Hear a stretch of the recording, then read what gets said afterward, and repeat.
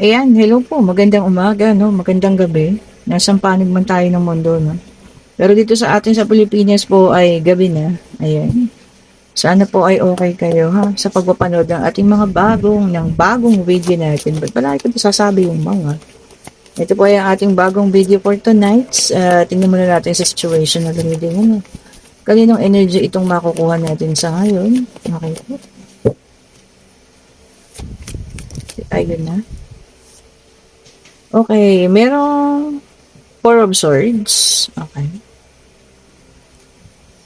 Tignan pa natin. At sa nais po magpa-schedule ng private reading sa Friday, ha, kontakin nyo na po ako ngayon dahil meron na tayong mga schedule po, ha, para mabigyan ko nga kayo ng schedule ninyo. Meron tayong the Strength, Queen of Swords. Okay po. Kasi baka mamaya gusto niyo sa umaga, gusto niyo ng hapon or gabi po, ha, para mabigyan ko na kayo ng slot. Okay po. Meron na kasi tayo sa gabi. And then, meron tayong King of Cups. Okay. Then, tingnan natin pa. Meron tayo rito Seven of Swords. Okay, check pa natin. Oh, the Tower. Dalawa na lang po. Ay, oh. Ito, nagpupumilit kanina pa. So, the death card is here. Okay. So, meron nag-end. Okay. Meron natapos. Tignan pa natin. Merong isang taong humingi ng kanyang kalayaan. Dalawa. Isa na lang, ha? Isa na lang po. Ay, talagang the Justice. Una siya nag-flip kanina, no? Kaso kasama niya yung Three of Swords. Pero umikot ulit, talagang the Justice. So, ibig sabihin, may nakakaranas siya ng kanyang karma.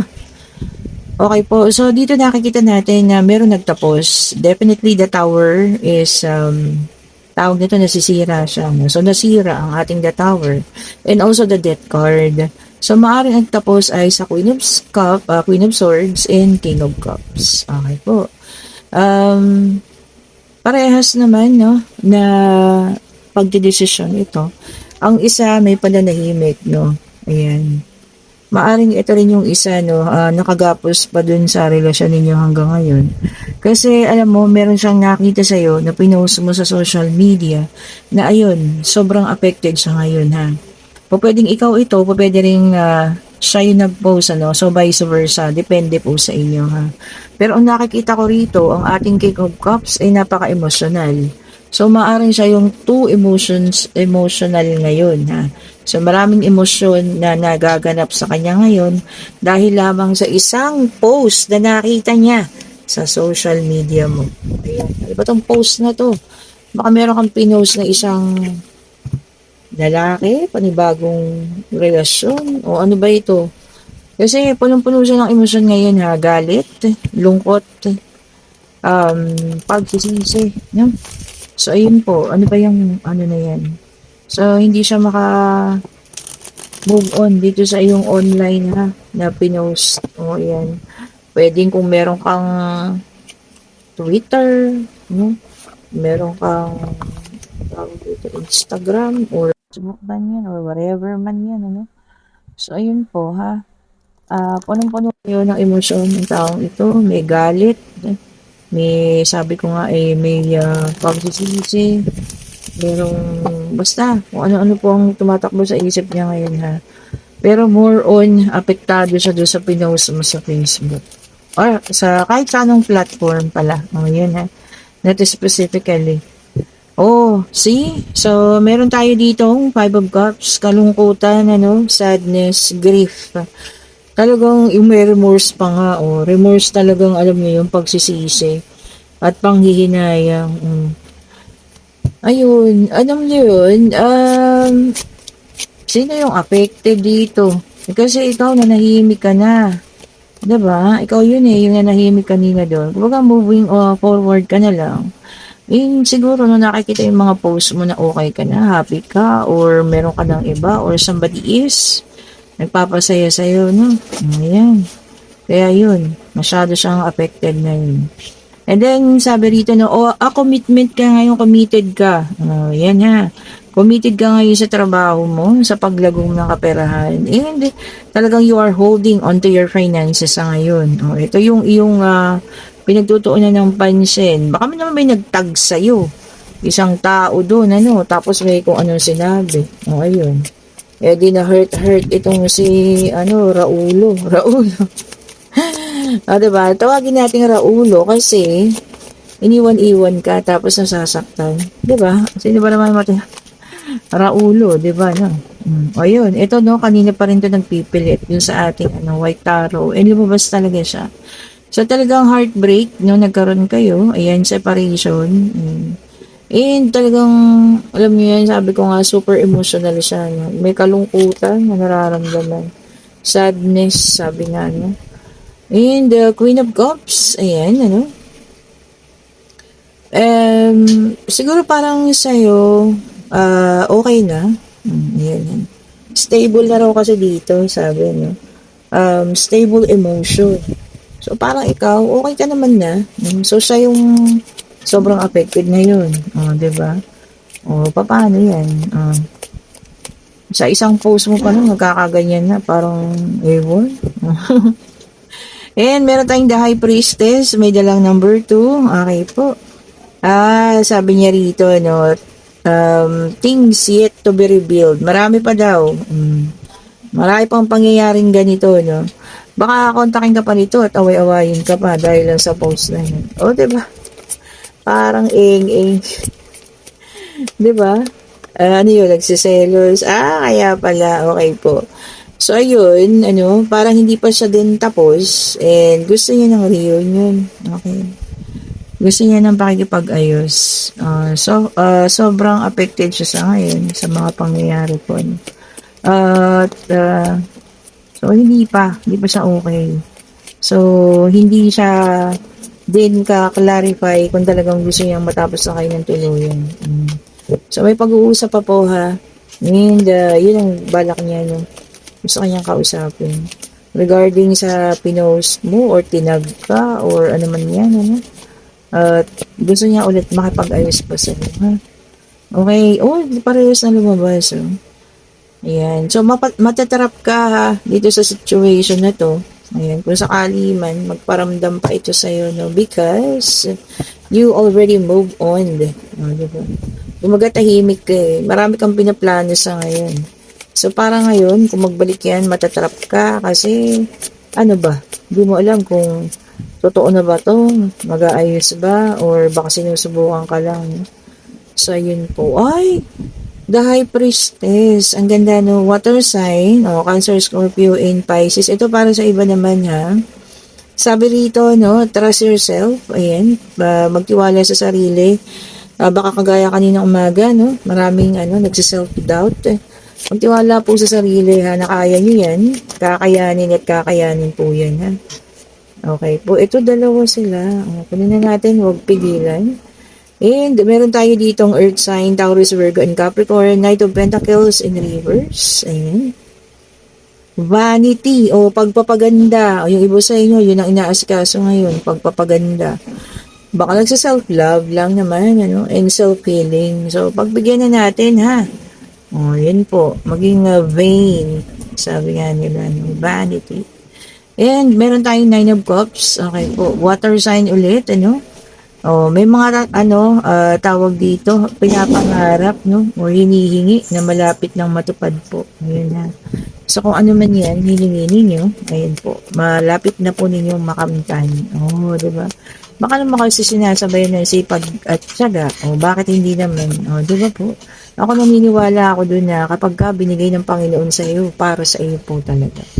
And then the death card ulit. Okay. Transition. Pwede rin pagbabago yan. Meron na kayong babaguhin. Maaaring meron kayong nang aalisin sa buhay ninyo. Maaaring kayo na mismo yung aalis sa sitwasyon. So, depende po. Transition, ibig sabihin pagbabago po. Okay, hindi naman masama ang pagbabago, no? Depende lang kung para sa mas makakaayos sa yun.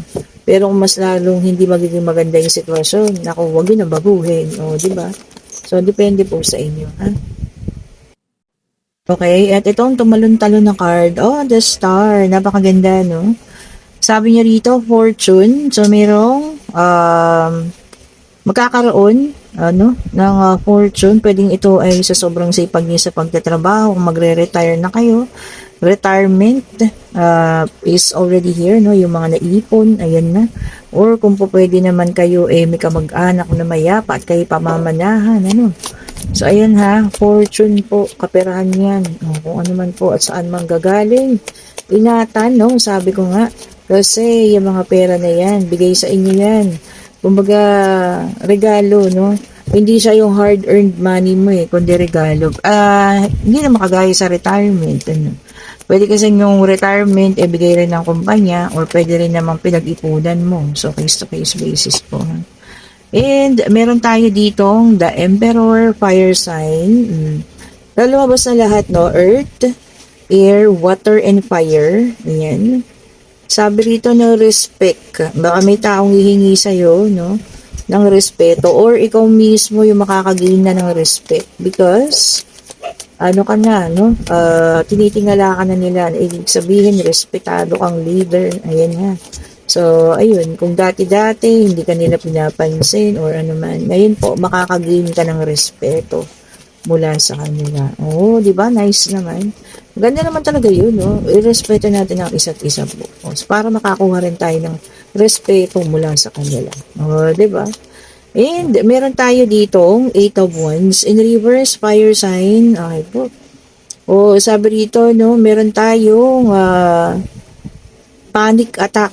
Bakit? Huwag muna tayo magpanic. Relax, no? Breathe in, breathe out. Pag-isipan mabuti. No, kung meron man sitwasyon na nagpapanik ka sa ngayon, kailangan po natin yung maayos, ano? And kailangan din nating mag-relax muna. Ayun, pasensya na kayo kay Pupoy. Hindi ko alam po sino naman yung nakita niya doon at kanyang tinatahulan. Ano? Mag-iingay. Pasensya na po, ha? Okay po, tignan pa natin kung ano pa ang lalabas. Okay, so ito pa. 6 of Wands sa fire sign ulit. Progress. Ayan, may paglago po, ha? Kung ano man itong bagay na ginagawa ninyo, may progress po. O pwedeng tungkol sa trabaho, pwedeng pag-aaral ninyo, pwede pong kung ano man ha. So, ibig sabihin, may paglago. O, diba? Ang ganda. So, hindi paulong, paurong, pasulong. O, gumaganda, ibig sabihin po ha. So, there is a progress on these things, no? Kung ano man po yan. Okay, tignan natin. Ito nagpupumilit. Huwag pigilan. Okay, so meron tayo ditong the Hierophant Earth Sign. Ayan. O, kailangan daw sa inyo ng approval. So, may hihingi sa inyo ng approval. Naku, baka may anak ka magpapakasal na, may anak ka na magkakaroon ng boyfriend, may anak ka na kailangan ng approval mo. Ano po yan? Sa trabaho man yan, sa pag-aaral, no? Basta hihingi po ng approval po sa inyo. And then, meron tayong the devil, which is an earth sign. Okay po. Attachment, no? Sobra-sobra yung attachment sa inyo ng taong ito. Tao ba ito or kung sino man ito, no? At hindi kayo mapakawalan po. Sino man sa inyo yan, ha? Sobra-sobrang attachment. And then, 2 of Pentacles, Earth sign. Ayan. Sabi dito, meron tayong balita. Ayan, na masasagap, no? Pwedeng mako-curious ka sa balitang ito kung tunay ba or hindi. Ayan, ha? So, alamin po muna bago maniwala, no? Ay, sa pangatlong pagkakataon po talaga, lumabas na naman ang ating 8 of Swords. Ayan, air sign. So, meron talaga ditong parang nakatali, no, sa isang bagay at hindi makaalis-alis. Ayan, kung ano man po yan, ano, na talagang hanggang sa dulo, no, nandoon kayo at hindi kayo makaalis-alis. Alam niyo yun? Pag-isipan po mabuti kung paano natin ito maaalisan, kung paano man ito natin masosolve po, ha. Ayun, nagbagsakan lahat ng cards. So, ayun po, pag-aralang mabuti, kung kailangan humingi ng tulong, humingi po ng tulong, ha. And ngayon, pwede na kayo magtanong, ano, financial, pag-ibig, pangyayari kung ano man po ang gusto nyong itanong. Answerable by yes or no. Ayun na po, nagmamadali pa, And sa ngayon po, ang kasagutan ay yes. Ayan na. At meron kayong ipinaglalaban na isang bagay no, na sa tingin ninyo ay tama. Ngayon, kung tama po yan at alam ninyong makakabuti sa inyo, go. Sige lang po, sumigi kayo ha. Basta sa tama kayo dahil alam nyo na yan. 'Di ba? Kung tama man yan o mali. And kung kayo nasa situational reading no, nakukontak sa inyo ang taong ito at kayo po ay kanyang pagtatanong-tanungin dahil sa nakita niyang post niya sa online. Kayo na pong bahala kung kakausapin niyo pa ba yan or alam niyo yun, para sa akin wala kayong kailangan ipaliwanag sa kanya, especially kung tapos na kayo. Nagpapakita yan ng ganyang emosyon kasi nga, alam mo yun, feeling niya siya ay talunan, ayan. Feeling niya siya ay nagkamali, ayan.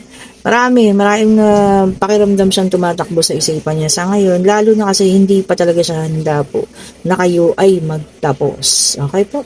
And kung nagugustuhan yung ating reading, pa-like, pa-share, pa-subscribe, hit the notification bell para lagi kayong updated sa mga bagong videos na nire-release natin. And kung gusto niyo pong umorder ng ating mga bracelet, ayan, click niyo yung link ha, nandiyan dyan sa comment section. O, ayan po ang ating mga bracelet. Meron din tayong rose quartz ha, para sa love life. Hindi ko lang kasi mailabas. Lagi ko po nakakalimutan, ano.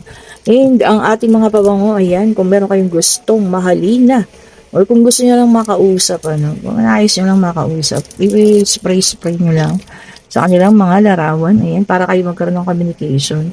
Ito po ang ating mga pabango ha, maraming variants. Click nyo yung link, ako lang makakausap nyo sa comment section, wala tayong assistant, ako lang to. Ako lang po ito ha. So ayan po, i-click nyo na yung link dyan at kayo magsipag-order na. Thank you so much po for watching. Maraming salamat po ulit ha sa inyong pag-antabay lagi sa ating mga bagong videos po. Thank you so much po sa inyo. Have a great day. Stay safe po sa lahat.